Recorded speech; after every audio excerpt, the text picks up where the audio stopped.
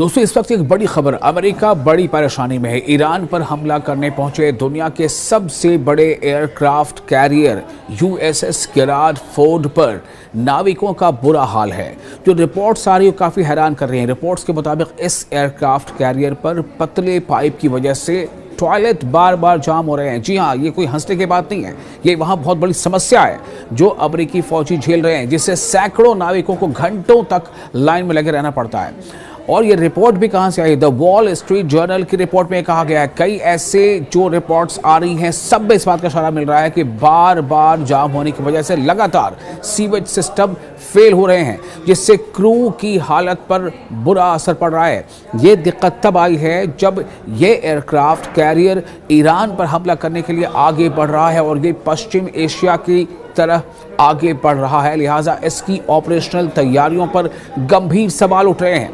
ताज़ा रिपोर्ट के मुताबिक यूएसएस गेराल्ड आर फोर्ड, जो दुनिया का सबसे बड़ा युद्धपोतों में से एक है, जिसमें बहुत सारे फाइटर प्लेन्स कैरी हो सकते हैं, ये जिसका क्रीक कोड है CVN-78। जी हाँ, जिसका कोड है CVN-78, ये ग्रीस के सौदा बे में क्रीट नेवल बेस पर कई दिनों के पोर्ट विजिट के लिए पहुंच गया है। दुनिया का सबसे बड़ा और सबसे आधुनिक modern aircraft carrier USS Gerald R Ford. और इस एयरक्राफ्ट कैरियर में इसमें सवार जो नाविक हैं, इसमें सवार जो फौज के जवान हैं, उनकी हालत ख़राब हो रही है, उनकी परेशानियां बढ़ गई हैं। इन दिनों ये चर्चा में बहुत ज़्यादा है, ख़ासतौर से ये यूएसएस गेराल्ड आर फोर्ड, चूँकि यही वो दूसरा युद्धपोत है यूएसएस अब्राहम लिंकन के बाद जो अमेरिका ने ईरान पर दबाव डालने के लिए इसे समंदर में भेजा है। पहले अमेरिका ने यूएसएस अब्राहम लिंकन को भेजा, उसके बाद यूएसएस गेराल्ड आर फोर्ड को भेजा। लेकिन आप सोचें, इस यूएसएस गेराल्ड आर फोर्ड में सवार जितने भी नाविक हैं, उन्हें घंटों लग जाते हैं जब उन्हें सिर्फ टॉयलेट जाना होता है इस वजह से। तो ऐसे में इनकी स्थिति और मनस्थिति इस वक्त क्या होगी? ये अमेरिका की नौसेना का बहुत शक्तिशाली जहाज़ है। इस पर हज़ारों नाविक तैनात रहते हैं और इससे लड़ाकू विमान उड़ान भरते हैं। दरअसल आपको ये बताते हैं कि ये मसला, ये समस्या है क्या, कैसे यह समस्या शुरू हुई। रिपोर्ट्स जो आ रही हैं उसके मुताबिक जहाज़ के अंदर लगे टॉयलेट सिस्टम में बड़ी दिक्कत आ रही है। जहाज़ में पतले पाइप लगाए गए हैं, ये पाइप बार बार जाम हो जाते हैं, टॉयलेट बंद हो जाते हैं और सीवेज यानी गंदे पानी का सिस्टम फेल हो जाता है। इस वजह से सैकड़ों नाविकों को टॉयलेट के लिए लंबी लाइनों में खड़ा होना पड़ता है। कई घंटों के इंतज़ार के बाद उनकी बारी आ पाती है। तो जहाज़ के अंदर रहने की स्थिति ख़राब हो रही है। और इस रिपोर्ट के मुताबिक कई ऐसे जर्नल हैं जो मिलिट्री जर्नल हैं जिसमें रिपोर्ट सामने आई है। एक रिपोर्ट जिसे द वॉल स्ट्रीट जर्नल ने प्रकाशित किया, उसमें बताया गया है कि ये समस्या, ये मसला बार बार सामने आ रहा है और इसमें क्रू यानी जो नाविक हैं उनके सेहत और मनोबल पर असर पड़ रहा है।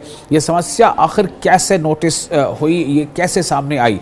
ये दिक्कत ऐसे समय आई है जब ये जहाज़ पश्चिम एशिया की ओर बढ़ रहा है। जी हाँ, पश्चिम एशिया की ओर यानी वेस्टर्न एशिया।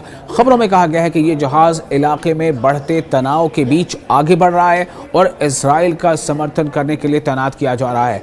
अभी जहाज़ कहाँ पर है इसकी जानकारी, जैसा मैंने आपको पहले बताया कि जो ताज़ा जानकारी मिली उसके मुताबिक यूएसएस गेराल्ड आर फोर्ड ये बहुत बड़ा युद्ध पोत है। ये बहुत बड़ा फाइटर जेट्स कैरी करने वाला एक पानी का जहाज़ है। तो ये ग्रीस के सौदा बे पहुंच गया है। ग्रीस यानी यूनान। ये जगह क्रीट द्वीप पर स्थित एक नौसैनिक अड्डा है। वहाँ जहाज़ कुछ दिनों के लिए रुकेगा, मरम्मत का काम किया जाएगा, ज़रूरी सामान सप्लाई फिर से भरा जाएगा और नाविकों को और इसमें सवार जितने भी लोग हैं, जितने भी फौजी हैं, उन्हें आराम करने का मौका मिलेगा। मरम्मत के बाद ये जहाज़ फिर से पूर्वी भूमध्य सागर की ओर रवाना होगा। ईस्टर्न भूमध्य सागर को रवाना होगा। और इसमें यह बताया जा रहा है कि ऑपरेशन पर असर इतना ज़्यादा असर पड़ गया है कि इतने बड़े युद्धपोत में, इतने बड़े फ्लीट कैरियर में बार बार तकनीकी खराबी आना चिंता की बात मानी जा रही है। इससे जहाज़ की तैयारी पर सवाल उठ रहे हैं। अगर अंदरूनी व्यवस्था ठीक न हो तो मिशन पर असर पड़ सकता है। हालांकि अमेरिकी नौसेना ऐसे जहाज़ों की तकनीकी समस्याओं को आमतौर पर जल्द ठीक कर लेती है, लेकिन अगर आप इस पर गौर करें तो इसमें क्या दिक्कत है, और इस दिक्कत की वजह कर जब किसी की मेंटल स्थिति ठीक नहीं रहेगी, जब किसी की मनस्थिति ठीक नहीं रहेगी, तो भला कैसे इस पर उतने असरअंदाज तरीके से काम कर सकता है।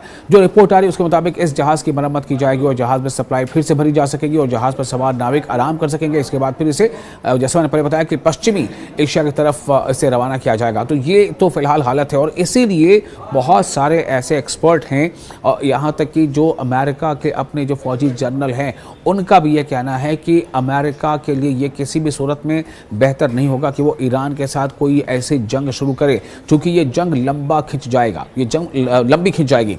और अगर ये युद्ध लंबा हो जाता है, ये जंग लंबी खिंच जाती है, तो ऐसे में आप सोचें कि इस तरह की जो दिक्कतें फेस करना पड़ेंगी अमेरिकी फौजियों को, वो बहुत ही जो है फैटल हो सकती हैं। तो वार्निंग भी लगातार जो मिलिट्री एक्सपर्ट हैं, जो फौजी जनरल हैं, वो लगातार ये वार्निंग दे रहे हैं और ये एक तरह से आगाह कर रहे हैं डोनाल्ड ट्रंप को या अमेरिका के हुक्काम को कि वो ईरान पर हमले करने की गलती ना करे। फिलहाल ये जानकारी आपको कैसे लगी, आप अपने रिएक्शंस, अपने आरा, अपनी राय हमें कमेंट बॉक्स में शेयर कर सकते हैं।